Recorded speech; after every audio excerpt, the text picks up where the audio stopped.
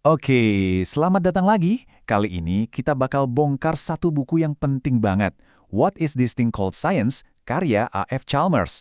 Tapi jangan keburu mikir ini buku yang berat dan akademis ya. Anggap aja ini tuh semacam toolkit atau panduan bertahan hidup. Sebuah perangkat yang kita semua butuhkan banget untuk melewati zaman yang makin riuh dan membingungkan ini. Yuk kita mulai.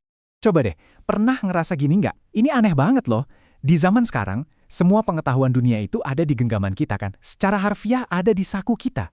Tapi, bukannya makin tercerahkan, kok malah seringnya kita jadi makin cemas, makin bingung dan makin merasa tersesat. Rasanya kita kayak tenggelam di lautan informasi, hoax, dan kebisingan yang nggak ada habisnya. Dan, lucunya ya, rasa bingung yang kita alami sekarang ini ternyata bukan hal yang baru-baru amat. Ini tuh masalah klasik manusia yang cuma ganti baju aja. Kalau dulu, orang mungkin terkekang sama dogma, sama apa kata otoritas. Nah, sekarang, belenggunya itu beda bentuk. Kita malah terjebak sama banjir informasi dan ruang gema di media sosial. Tapi inti masalahnya tetap sama. Gimana caranya kita bisa berpikir jernih? Dan dampaknya ini, jangan salah, bukan main-main loh. Rasa bingung ini nyelip ke semua bagian hidup kita. Bikin kita krisis identitas, gampang banget kemakan hoax, terus jadi overthinking melulu sampai capek sendiri, dan ujung-ujungnya, pas mau ngambil keputusan penting, kita malah jadi lumpuh.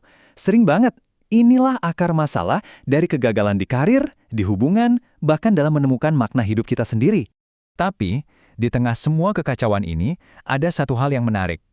Sejarah manusia itu sebetulnya menyimpan sebuah petunjuk tentang apa sih pencarian terbesar kita sebagai manusia, dan ternyata itu bukan soal menaklukkan dunia, tapi soal belajar untuk melihat dunia dengan jernih. Nah, ini dia intinya. Inilah esensi dari semua usaha yang kita sebut sains. Sains itu bukan cuma rumus-rumus rumit di laboratorium, tapi sebuah perjuangan panjang manusia. Buat apa? Buat memotong semua noise, menembus kabut kebingungan, dan melihat realitas. Ya, apa adanya. Pertanyaan inilah yang jadi jantung dari buku A.F. Chalmers ini. Dan dia nggak ngasih kita jawaban yang gampang loh. Justru sebaliknya, kita diajak buat ikut dalam sebuah perjalanan, buat membongkar apa sih sebetulnya yang bikin metode ilmiah itu begitu powerful. Dan yang lebih penting, gimana caranya kita bisa mengadopsi cara berpikir itu ke dalam hidup kita sehari-hari. Jadi, buku ini tuh pada dasarnya kayak nawarin sebuah upgrade buat sistem operasi mental kita. Keren kan? Bayangin aja, ada 3 revolusi besar dalam berpikir yang kalau kita pahami bisa mengubah total cara kita melihat dunia, melihat diri kita sendiri, dan juga pengetahuan. Oke, kita bedah satu-satu ya. Revolusi yang pertama, ini soal fakta. Kita kan sering mikir ya, fakta itu ya fakta, objektif, kayak kita ngelihat lewat jendela yang bersih. Nah, Chalmers bilang, tunggu dulu. Apa yang kita lihat sebagai fakta, itu ternyata sangat dipengaruhi sama apa yang udah ada di kepala kita. Pengetahuan kita, keyakinan kita, bahkan harapan kita. Jadi, fakta itu bukan sesuatu yang kita terima pasif gitu aja, tapi kita interpretasikan secara aktif. Sadar akan hal ini aja, itu udah langkah pertama banget buat jadi pemikir yang lebih kritis. Oke, revolusi kedua. Ini dari idenya Karl Popper soal falsifikasi. Dan ini bukan cuma teori ya, ini benar-benar strategi hidup yang mengubah segalanya. Gini deh, daripada kita mati-matian ngebela apa yang kita yakini, gimana kalau kita coba sebaliknya? Justru kita cari dengan berani bukti-bukti yang bisa bikin keyakinan kita itu salah. Jadi, ketika sebuah keyakinan kita runtuh, kita nggak ikut hancur. Malah sebaliknya, kita jadi belajar, kita tumbuh, dan dari puing-puing itu kita bisa bangun pemahaman yang jauh lebih kuat. Nah, ini nyambung banget ke revolusi yang ketiga, yang inspirasinya dari Thomas Kuhn.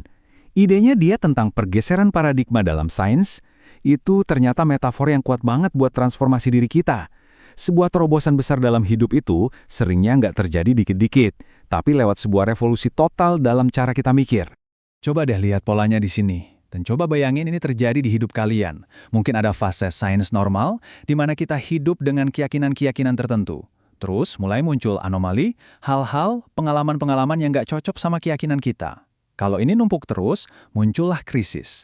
Nah, dari krisis inilah seringkali lahir sebuah revolusi, sebuah pencerahan, cara pandang baru yang mengubah semuanya. Paham pola ini tuh kayak punya peta buat melewati perubahan-perubahan besar dalam hidup. Oke, jadi kita balik lagi ke pertanyaan awal. Tapi sekarang pertanyaannya jadi jauh lebih mendesak. Di zaman di mana semua orang bisa ngeklaim apapun sebagai fakta, di dunia yang penuh fakta alternatif, di mana kebenaran itu rasanya jadi relatif banget, apa satu-satunya benteng pertahanan yang kita punya? Bentengnya adalah pemahaman, paham gimana pengetahuan itu dibentuk, paham gimana sebuah ide itu diuji, dan paham kenapa beberapa keyakinan itu lebih kuat daripada yang lain. Ini bukan lagi obrolan mewah buat para filsuf atau akademisi di Menara Gading. Ini udah jadi skill bertahan hidup yang paling esensial di zaman kita. Jadi membaca buku kayak karyanya Chalmers ini dan benar-benar meresapi cara berpikirnya, itu bukan lagi sekedar pilihan buat nambah wawasan. Ini udah jadi sebuah kebutuhan. Kebutuhan buat siapapun yang mau nggak cuma sekedar bertahan, tapi juga menemukan kejernihan di tengah riuhnya dunia modern.